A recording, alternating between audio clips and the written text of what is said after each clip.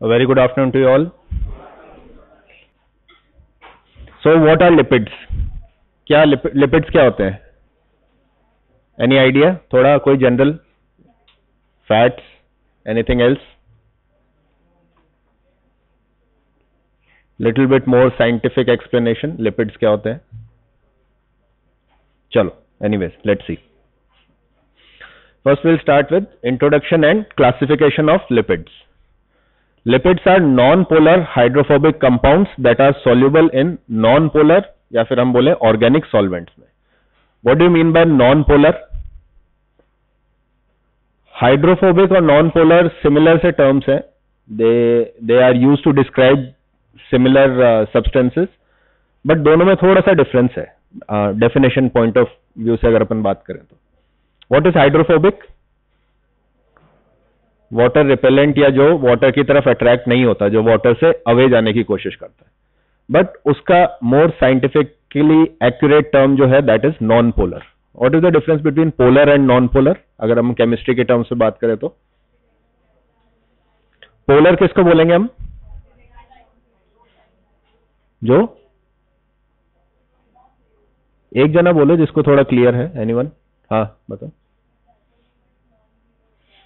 Okay नहीं, chemistry के terms में, बॉन्डिंग के टर्म्स में अगर हम बात करें तो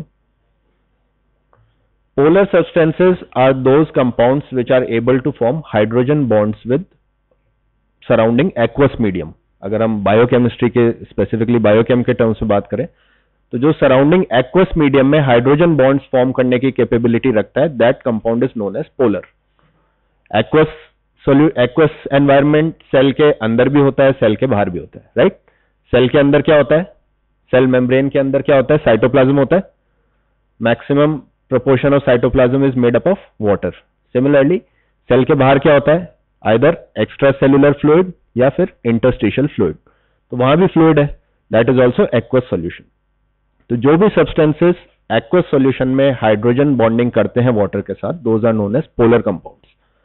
contrary to that, the substances which do not form hydrogen bond with water molecules are known as non-polar. तो lipids जो है हमारे वो आते हैं non-polar category में, ठीक है? And because they are non-polar, so they will be soluble in non-polar compounds जहां वो bonding कर सके. तो non-polar organic solvents क्या होते हैं? For example, ether, chloroform, etc.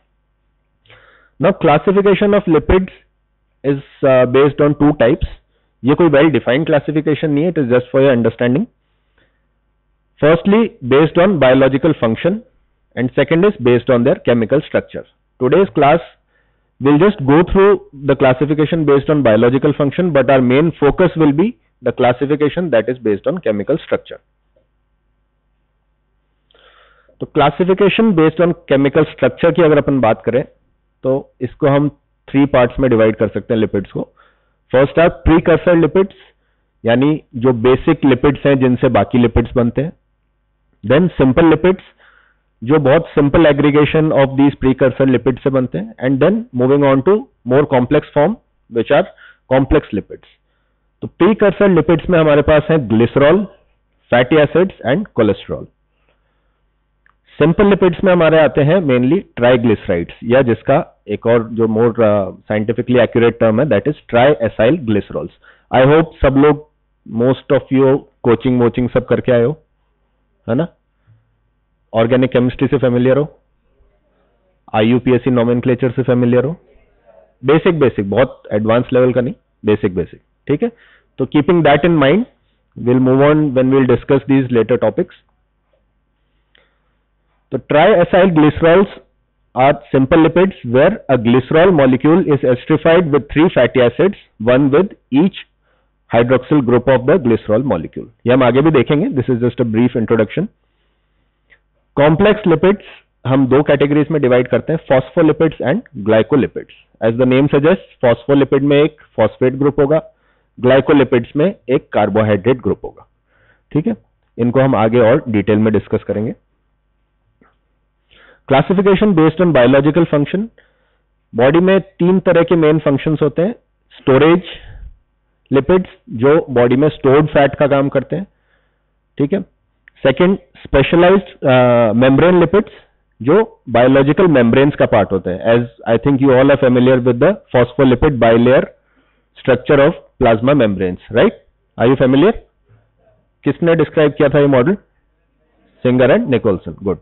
तो उसमें as you all know the phospholipid bilayer as the name itself suggest is made up of phospholipids, और बीच बीच में कहीं कोलेस्ट्रॉल मॉलिक्यूल्स भी होते हैं. ठीक है, तो मेम्ब्रेन लिपिड्स में फॉस्फोलिपिड्स आते हैं, some specialised glycolipids as and cholesterols. Then specialised function lipids, इनमें आते हैं steroid derived hormones, eicosanoids, polyprenoids and vitamins, platelet activating factors, phosphoinositols and bile acids. इसमें से ये जो है steroid derived hormones, polyprenoids, bile acids, ये सब कोलेस्ट्रॉल से डिराइव होते हैं.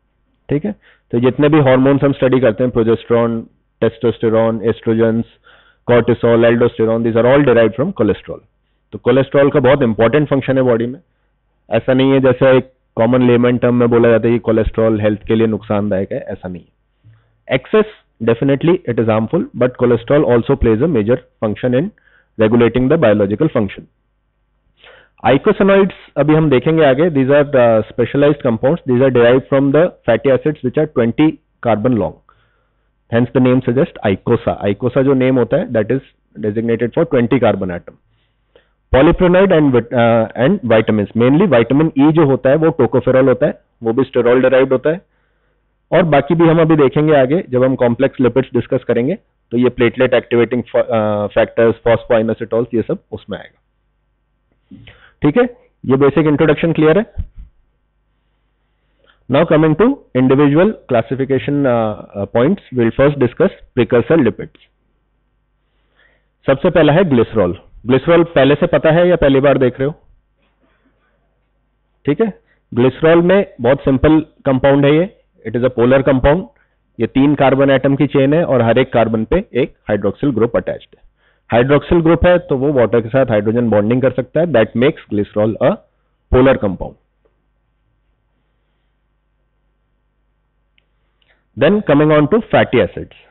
फैटी एसिड्स जो है वो मेन प्रिकर्सर लिपिड्स होते हैं. These are carboxylic acids with 4 to 36 carbon long hydrocarbon chain. ठीक है, इजी है. अच्छा मेरे को बताओ, कोई भी एक हाइड्रोकार्बन चेन होती है तो उसका नॉमेनक्लेचर में फर्स्ट पोजीशन इसमें क्या होगी? कौन सा कार्बन एटम होगा first position? The one with the functional group. So this is the first carbon atom when we talk about the nomenclature. इसको हम बोलते हैं अल्फा कार्बन. ऐसे ही सेकेंड कार्बन जो होगा वो क्या होगा? Beta carbon. Similarly last carbon क्या होगा? अल्फा बीटा तो सबको ही पता है, लास्ट बताओ. नहीं, इस टर्मिनोलॉजी में अल्फा बीटा लैटिन अल्फाबेट से इनमें लास्ट क्या आता है? गामा लास्ट नहीं होता है, omega. So the last carbon atom is known as the omega carbon. ये टर्म्स क्यों इंपॉर्टेंट है? क्योंकि आगे चल के आप लिपिड मेटाबॉलिज्म जो पढ़ोगे उसमें जो लिपिड के ऑक्सीडेशन होंगे, they will be mainly focused around beta carbon and some around alpha carbon. Omega carbon भी इंपॉर्टेंट है बिकॉज आपने सुना होगा omega 3 fatty acid, omega 6 advertisement पे पूरे टाइम जपते रहते हैं लोग ये नाम, राइट? तो that is when we define the lipid और the fatty acid from the last carbon chain, तब उसको हम ओमेगा नॉमेनक्लेचर से रिप्रेजेंट करते हैं. तो मेनली ये 3 पोजीशंस इंपॉर्टेंट है from metabolism point of view.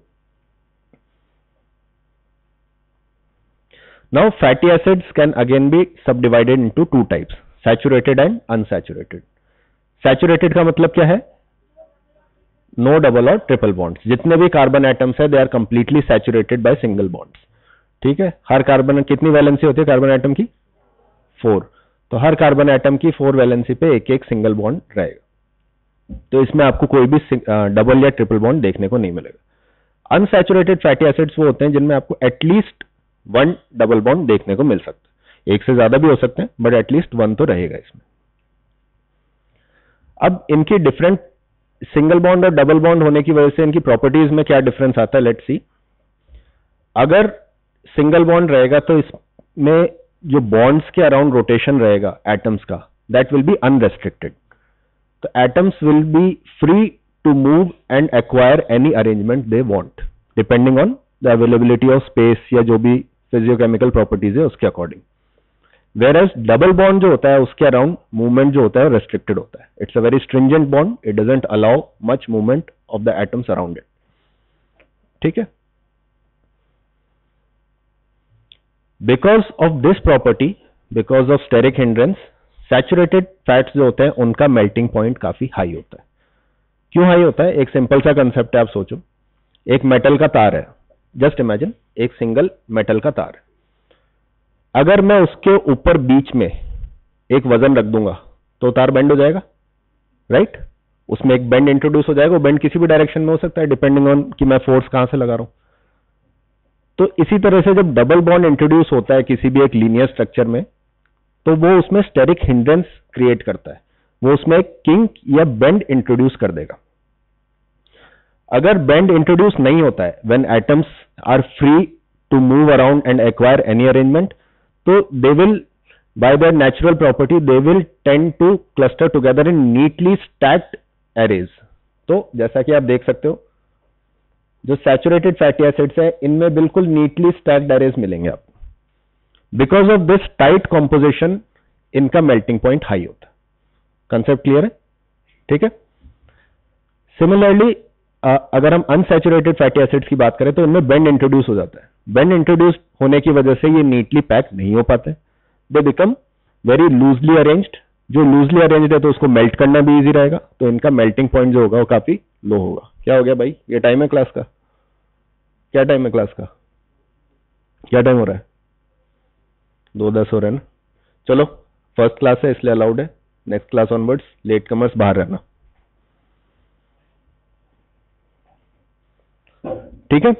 So are we clear on the melting point concept of saturated and unsaturated fatty acids?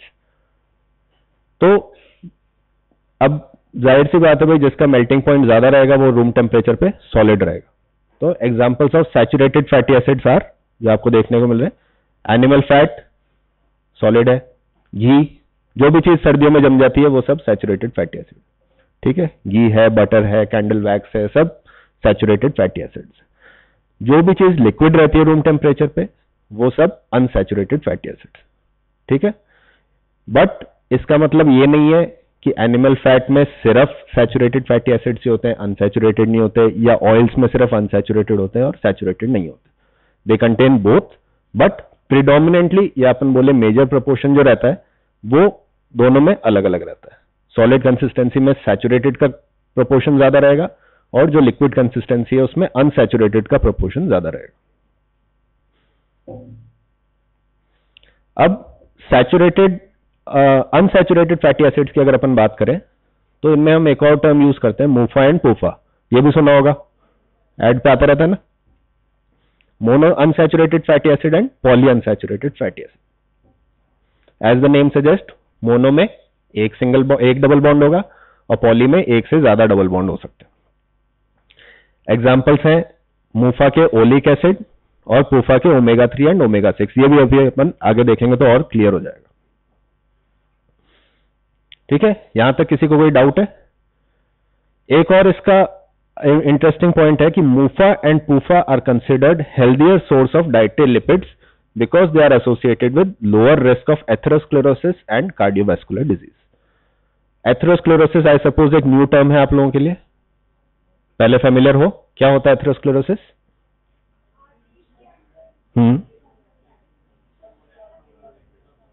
Arteries के अंदर लिपिड्स और सेल्यूलर डेब्री के प्लाक्स डिपॉजिट हो जाते हैं.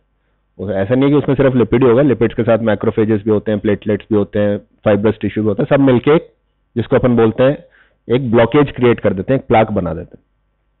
तो MUFA and PUFA are less likely to produce atherosclerosis. इसीलिए इनकी कार्डियोवैस्कुलर रिस्क भी कंपैरेटिवली लो रहती है. नाउ एक और ज्योमेट्रिक आइसोमेरिज्म की हम बात करें तो इसमें आता है सिस एंड ट्रांस अरेंजमेंट. ये भी आई थिंक फेमिलियर होगा कंसेप्ट. क्या होता है cis and trans arrangement? Same side नहीं होता है, this is same plane. Side कुछ भी नहीं होती है इसमें, इट इज सेम प्लेन. ठीक है. The hydrocarbon chains on either side of the double bond if they occur on the same plane it is called cis. If they occur on different planes it is called trans. इसमें से कौन सा healthier option है? TV नहीं देखते हो क्या यार? चिप्स वगैरह में क्या होता है? Trans fatty acids. Most naturally occurring fatty acids exist as cis isomers. Repeated heating यानी एक ही तेल में बार बार खाना बन रहा है तो वो सिस को ट्रांस में कन्वर्ट कर देता है. या हम बोलते हैं partial hydrogenation of fats. This results in formation of trans isomers. Trans fatty acids promote atherosclerosis and cardiovascular disease.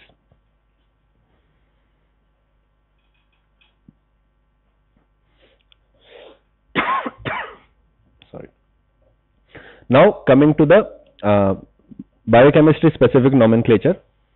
इसमें हम कोई भी फैटी एसिड को अगर हम रिप्रेजेंट करते हैं, ये this is just for general information ताकि आपको कंसेप्ट और चीजें समझ में आए कि कैसे फैटी एसिड्स के नाम डिराइव होते हैं. इसमें ए क्या है? A is the length of hydrocarbon chain. B क्या है? B is the number of double bonds whether present in that hydrocarbon chain. और सी जो है, C is the position of double bond from alpha carbon. First carbon के relative double bond कौन सी position पे आ रहा है वो हम इससे डिनोट करते हैं. Let's see some examples. अगर मैंने लिखा 16:O that means it is a 16 hydrocarbon long chain with no double bonds. तो इसका नाम हो जाएगा हेक्साडेकेनोइक एसिड. आप IUPAC नोमेनक्लेचर से फेमिलियर हो तो AN अगर हम यूज कर रहे हैं दैट डिनोट्स कि इसमें सिंगल बॉन्ड है. सिमिलरली 16:1 और पोजीशन हमने स्पेसिफाई करी 9 that means it is 9 hexadecanoic acid. In introduce हो गया, इसका मतलब डबल बॉन्ड. ठीक है. ऐसे ही अगर एक से ज्यादा डबल बॉन्ड है, फॉर एग्जाम्पल 18:2 9:12, तो ये हो गया 9:12 ऑक्टाडेका डाइइनोइक एसिड, जहां दो डबल बॉन्ड्स है इसके अंदर. एक और हमने डिस्कस किया था कि ऑल्टरनेट नोमेनक्लेचर होता है जहां हम लास्ट कार्बन एटम से उसको नेम करना स्टार्ट करते हैं.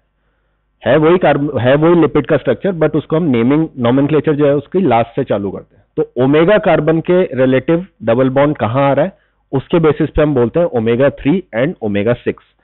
अगर लास्ट कार्बन से थर्ड कार्बन पे डबल बॉन्ड आ रहा है तो दैट बिकम्स ओमेगा 3. अगर लास्ट कार्बन से सिक्स्थ पे आ रहा है तो दैट बिकम्स ओमेगा 6. क्या इंपॉर्टेंस है ओमेगा 3 और ओमेगा 6 की? Any general idea? Omega 3 fatty acid, omega 6 fatty acid, फलाना फलाना oil is rich in omega 3 fatty acid, it is rich in omega 6.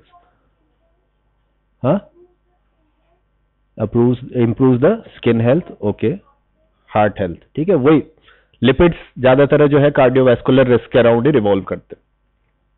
Omega 6 and omega 3 are considered to be cardioprotective. Balanced ratio of omega 6 and omega 3 is more important. ऐसा नहीं है कि आप ज्यादा omega 3 या ज्यादा omega 6 consume करोगे तो हार्ट हेल्दी रहेगा. That is a very big misconception. ठीक है. इनका जो रेशो होता है वो बैलेंस में होना चाहिए. ओमेगा 6 और ओमेगा 3 का जो रेशो है that should be between 1:1 and 1:4. यानी ओमेगा 3 जो है वो स्लाइटली हायर साइड में होने चाहिए. Imbalance in the dietary ratio becomes the risk factor for atherosclerosis and development of cardiovascular disease. एक टर्म यूज करते हैं डाइटिशियंस या न्यूट्रिशन में, मेडिटेरेनियन डाइट.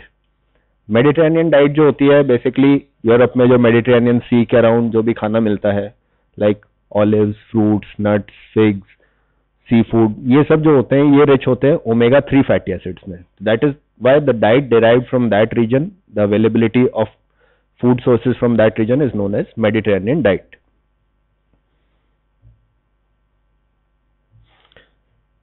ये है नोमेनक्लेचर. देखो जैसे 16 था तो हेक्साडेका, 18 था तो ऑक्टाडेका, 20 आया तो आइकोसा, 22 आया तो डोकोसा. ठीक है. ये तो उनके IUPAC नोमेनक्लेचर है. ये हम जनरली यूज में नहीं लेते because these are cumbersome. We use a little more common names such as 16 carbon का अगर कोई फैटी एसिड है तो उसको हम बोलेंगे पामिटिक एसिड. अगर उसमें डबल बॉन्ड है तो बन जाएगा पामिटोलिक एसिड. ठीक है. ऐसे ही 18 कार्बन का है स्टेरिक एसिड, डबल बॉन्ड है तो उसका नाम चेंज हो जाएगा ओलिक एसिड. इनके ये डाइटरी सोर्सेज भी है, you can just go through these. अब इसमें जो मेन इंपॉर्टेंट फैटी एसिड्स हैं जिनको हम ओमेगा 6 या ओमेगा 3 बोलते हैं. Those are 18 to 22 carbon atom long जो चेन्स है. These are most commonly found omega 3 and omega 6 fatty acids in dietary sources. Linoleic acid जो है that is the one with 2 double bonds in 18 carbon atom fatty acid. इसमें जो हम बात कर रहे थे ओमेगा की, देखो ये वाला एग्जांपल देखो, 18:2 और 9:12. क्यों हमने इसको ओमेगा 6 बोला? कितने कार्बन की चेन है? 18. लास्ट डबल बॉन्ड कहां आ रहा है? 18 - 12 6. तो ये लास्ट कार्बन एटम से 6th पोजीशन पे आया है, इसीलिए इसको हमने बोला है ओमेगा 6. ऐसे ही एक ओमेगा 3 का एग्जांपल देखो, for example alpha linoleic acid. Similar example 18:3, last carbon atom at 15, 18 - 15 is 3, यानी ओमेगा से 3rd पोजीशन पे आ रहा है, तो this becomes omega 3 fatty acids. ये जो ओमेगा 3 और ओमेगा 6 फैटी एसिड्स मैंने आपको दिखाए यहाँ स्लाइड में, दीज आर क्लिनिकली या biochemically speaking more important fatty acids. तो इनके नाम आई सपोज आपको याद होने चाहिए. Linoleic acid, gamma linolenic acid, alpha linolenic acid. फिर 20 कार्बन से स्टार्ट करते हैं, तो उसमें जो पहली ओमेगा 6 आ रही है दैट इज एराकिडोनिक एसिड. ठीक है, arachidonic acid is a very important omega 6 fatty acid, क्योंकि ये काफी डाइटरी सोर्सेज में रहती है. इन जनरल हमारी बॉडी भी ये चीज प्रोड्यूस करती है. ठीक है, इसको मेटाबोलाइज करती है. Omega 6 fatty acid arachidonic acid के मेटाबॉलिज्म से काफी अलग अलग कंपाउंड्स बनते हैं. हमने स्टार्टिंग में पढ़ा था आइकोसानोइड्स इंट्रोडक्शन में. तो आइकोसानोइड्स जो है वो इस एराकिडोनिक एसिड के मेटाबॉलिज्म से बनते हैं. ठीक है, इसी में अगर हम और डबल बॉन्ड्स इंट्रोड्यूस करें तो EPA, DHA, again some more names that TV commercials use to promote their brands, वही सारी चीजें हैं इनमें भी. ठीक है, this is just a brief. ये जरूरी नहीं है आपको पूरा याद करना है, एटलीस्ट कॉमन नेम्स और जो है वो इसमें याद कर लेना जरूरी है. Just a brief discussion about eicosanoids. These are derived by the metabolism of 20 carbon PUFA, that is arachidonic acid, and are essential in regulating pro-inflammatory and anti-inflammatory states under varying condition. Inflammation क्या होता है? Any idea? Right. Human body को किसी भी तरह का कष्ट अगर पहुंचता है, be it in the form of disease, be it trauma, किसी भी तरह की अगर छोटी से बड़ी लेवल की किसी भी तरह की चीज होती है तो बॉडी उसके अगेंस्ट रेस्पॉन्ड करती है. ठीक है, जैसे सबसे पहले होता है कि फ्लूइड इंक्रीज हो जाएगा उस जगह पे, लोकल इडीमा हो जाएगा. ठीक है, फ्लूइड एक्यूमुलेशन हो जाएगा. WBCs उस फ्लूइड जहां फ्लूइड एक्यूमुलेट हुआ है वहां माइग्रेट करेंगे, वहां वो कुछ केमिकल्स रिलीज करेंगे जिससे कि जो भी थ्रेट है या जो भी पैथोलॉजिकल कंडीशन है उसको न्यूट्रलाइज किया जा सके. तो दैट इज इन्फ्लेमेशन. तो कुछ आइकोसानोइड्स होते हैं जो इन्फ्लेमेशन को प्रमोट करते हैं. For example thromboxane A2, prostaglandins and leukotrienes. कुछ होते हैं जो इन्फ्लेमेशन को रिड्यूस करते हैं, दोज आर प्रोस्टासाइक्लिन्स एंड लाइपोक्सिन्स. ये जितने भी एग्जांपल्स आप यहां देख रहे हो सब उस एराकिडोनिक एसिड के मेटाबॉलिज्म से बनते हैं, which was the 20 carbon omega 6 fatty acid. ठीक है, फैटी एसिड्स क्लियर है? किसी को कोई डाउट है अभी तक? नहीं. कोलेस्ट्रॉल के बारे में हम ज्यादा डिस्कस नहीं करेंगे, just to show that cholesterol is a 27 carbon amphipathic lipid with ring structure. इसकी रिंग का नाम होता है, काफी लंबा नाम है, पर हाइड्रोसाइक्लोपेंटेनोफेनेंथ्रीन रिंग. ठीक है, this is just for your information. Cholesterol का स्ट्रक्चर इतना इंपॉर्टेंट नहीं है जितना इसका मेटाबॉलिज्म है, तो वो जब मेटाबॉलिज्म की क्लास होगी तब डिस्कस करेंगे. Now coming to simple lipids. Simple lipids, as we discussed, it was the commonly encountered simple lipid is triglycerides or triacyl glycerols. They are found when 3 fatty acids are esterified with each hydroxyl group of the glycerol molecule. The OH group of glycerol and the OH group of fatty acid get esterified by elimination of water molecule. Triglycerides may contain same or different types of fatty acids which may be esterified to the glycerol molecule. जरूरी नहीं है हर तीनों position पे एक ही fatty acid हो, अलग अलग भी हो सकता है, एक भी हो सकता है. It can occur in various combination. Triglycerides are the major storage form of lipids in adipose tissue. जो हमारा एडिपोज टिश्यू है उसमें जो मेन लिपिड रहता है वो ट्राइग्लिसराइड रहता है. जितना भी एक्सेस कोलेस्ट्रॉल, एक्सेस फैट हमारी बॉडी में डिपॉजिट होता है, it gets deposited in the form of triglycerides. कैसे बनते हैं? सिंपल एस्टरिफिकेशन रिएक्शन है। एक ग्लिसरॉल मॉलिक्यूल है, 3 फैटी एसिड्स हैं, एस्टरिफिकेशन होगा, वाटर मॉलिक्यूल रिलीज होगा और एक एस्टर बॉन्ड बन जाएगा, and each fatty acid will get attach to each carbon atom of the मतलब to each oxygen through the glycerol molecule. ठीक है, तो ये बन जाता है हमारा triglyceride. Now coming to complex lipids, ये थोड़ा सा नया कंसेप्ट है, थोड़ा सा ट्रिकी है, so please pay attention. Complex lipids occur in various combination.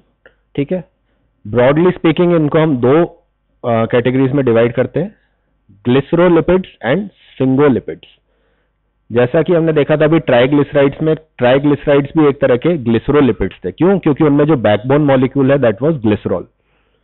Sphingolipids में जो बैकबोन मॉलिक्यूल होता है, the glycerol is replaced by an amino alcohol known as sphingosine. ठीक है, this is very important. Sphingosine जो होता है ये इसमें बैकबोन मॉलिक्यूल की तरह ऐड करता है। इनको दोबारा हम सब क्लासिफाई कर सकते हैं। फॉर एग्जांपल जो ग्लिसरोलिपिड्स हैं, they can again be classified into glycerophospholipids and ग्लिसरोग्लाइकोलिपिड्स।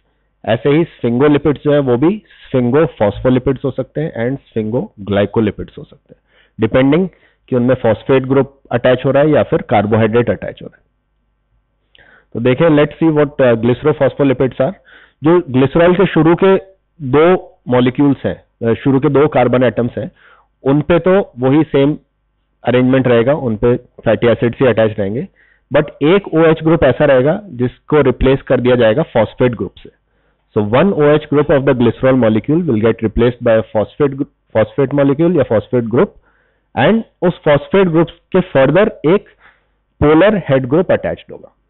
ठीक है, पोलर हमने डिस्कस किया था। पोलर आर दोज कंपाउंड्स या those groups which are able to form hydrogen bond with water. Glyceroglycolipids में जो OH ग्रुप है वो कंप्लीटली रिप्लेस नहीं होगा, वहां पे बस एक आगे, जैसे यहां फैटी एसिड जुड़ रहे थे, वहां पे उसमें आगे जो है कार्बोहाइड्रेट जुड़ जाएगा। बट फैटी एसिड जो थे वो ईस्टर बॉन्ड से जुड़े हुए थे, कार्बोहाइड्रेट जो है वो ग्लाइकोसिडिक बॉन्ड से जुड़ा होगा। This will be known as glycosidic linkage. ये कार्बोहाइड्रेट्स में भी पढ़ा होगा आपने, आई थिंक, ग्लाइकोसिडिक लिंकेज।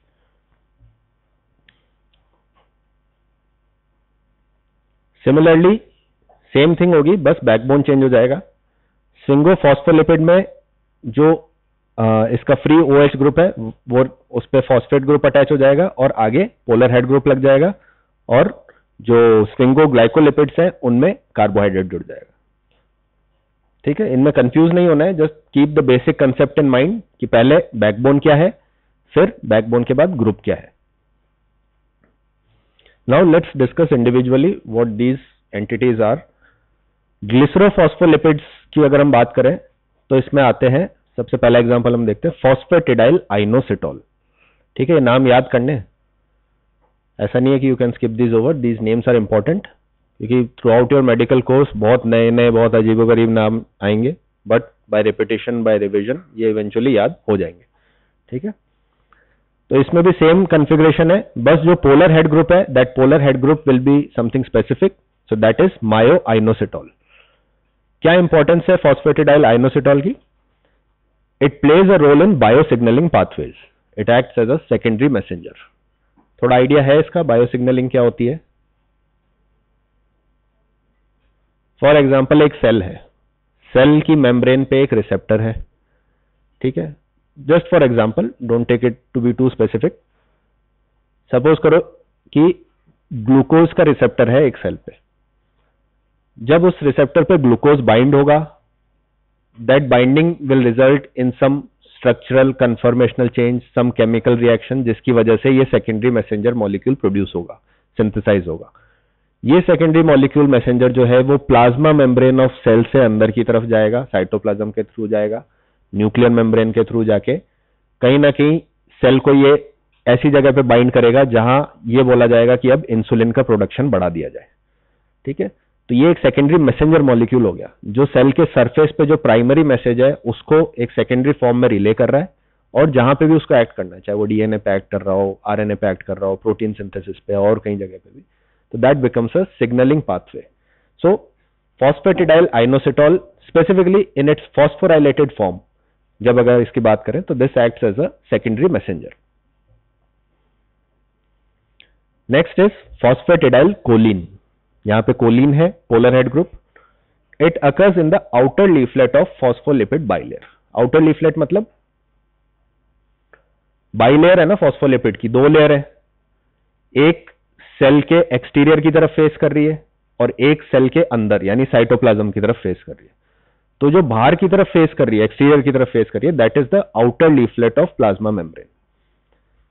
तो वहां पे जो प्राइमरी फॉस्फोलिपिड होता है, बात यही कर रहे हैं ना, फॉस्फोलिपिड बाइलेयर है, तो वो फॉस्फोलिपिड कौन सा है आउटर वाली लेयर में, दैट इज फॉस्फेटिडाइल कोलिन. इसी का एक डिफरेंट मॉडिफिकेशन है लंग सर्फेक्टेंट. ये टर्म फेमिलियर है?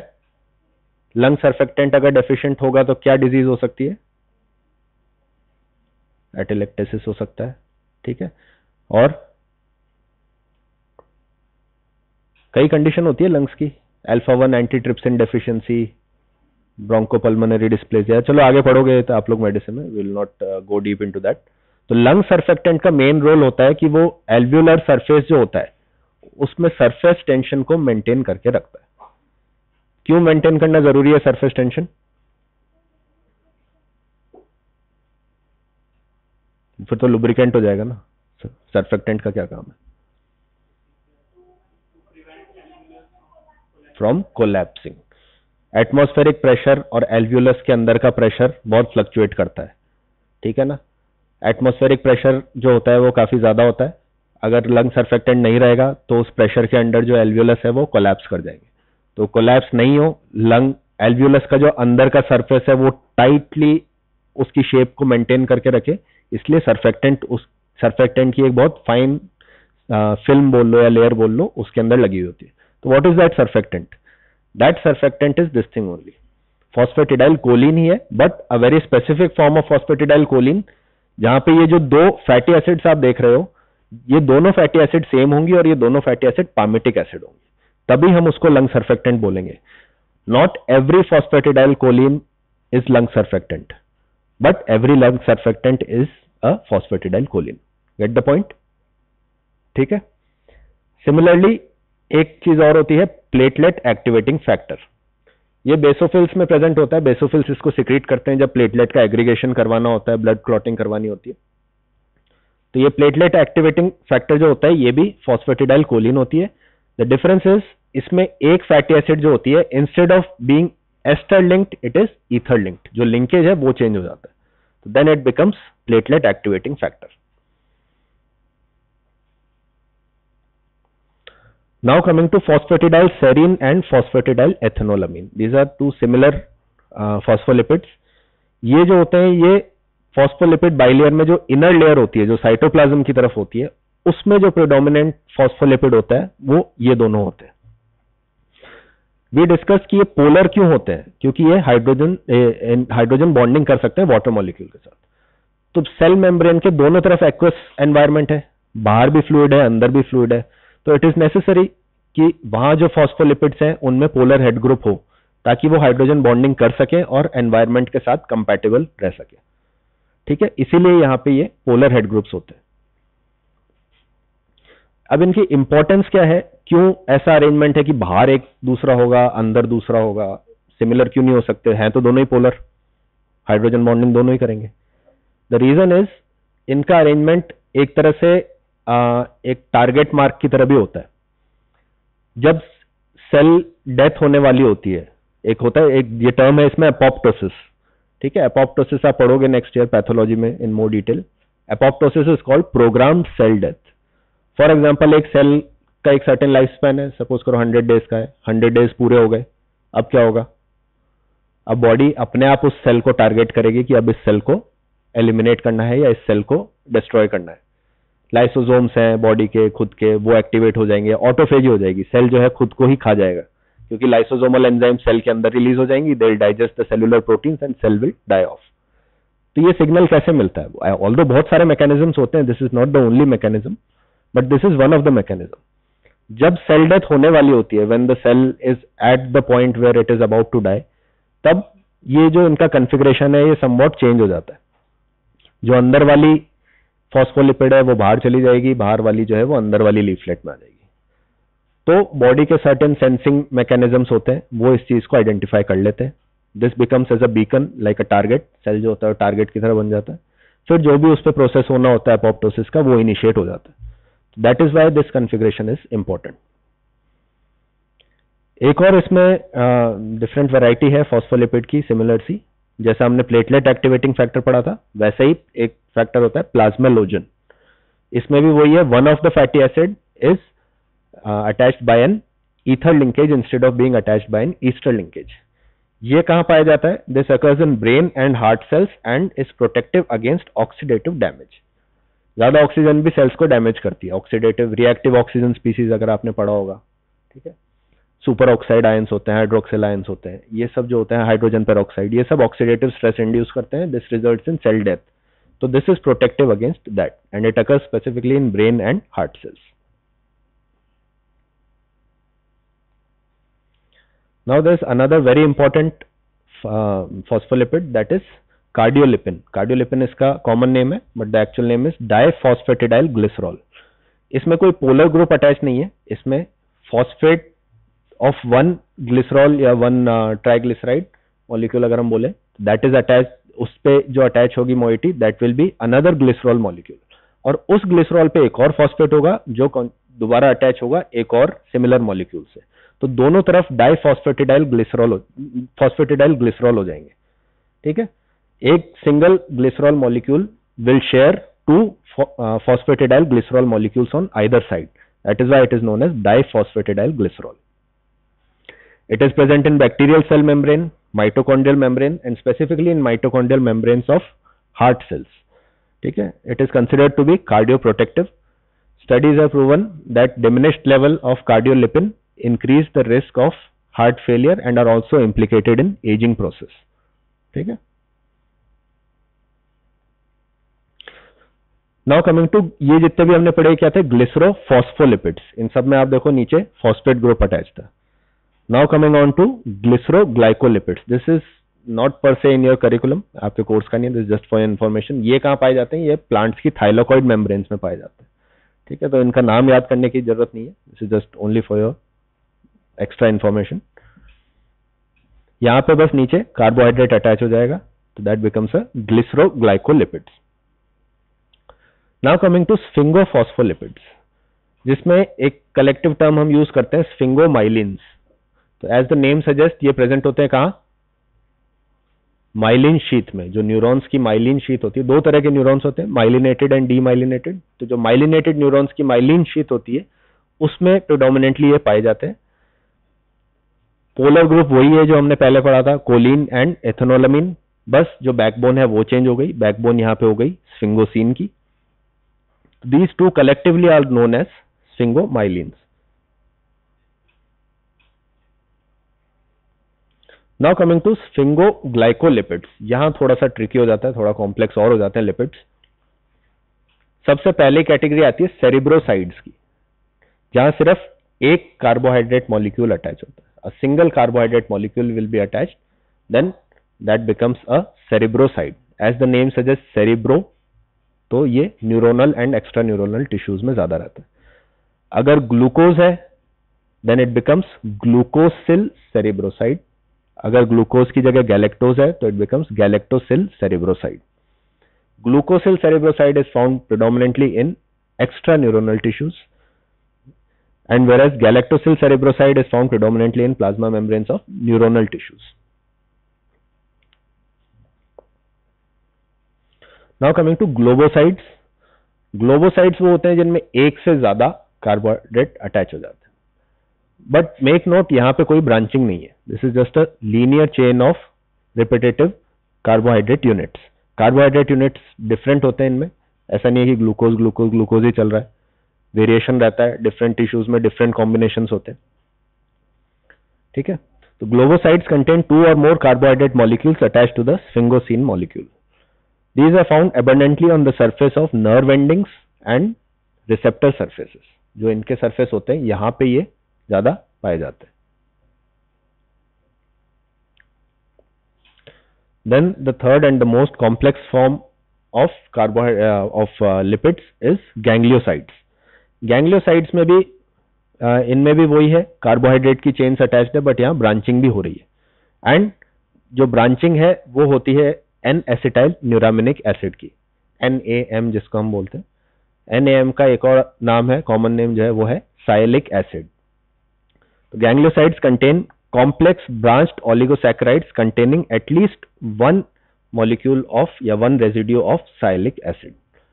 इनको फर्दर क्लासिफाई किया जाता है GM1 ganglioside, GM2, GM3, GM4 gangliosides depending on how many sialic acid residues are present on the lipid molecule. ठीक है, तो GM1 में एक sialic acid, GM2 में 2 and so forth. Now इनकी इंपॉर्टेंस क्या है, क्यों इतने कॉम्प्लेक्स हैं लिपिड्स, इनका क्या रोल है.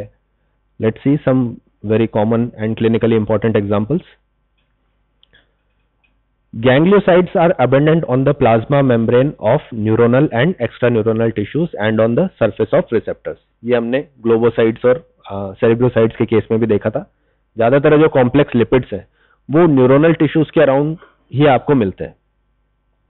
ब्रेन की ग्रोथ के लिए लिपिड्स बहुत जरूरी है. Because of this blood group antigens क्यों डिफरेंट होते हैं, क्यों रीजन है कि ए एंटीजन डिफर करता है बी से, बी डिफर करता है ए से.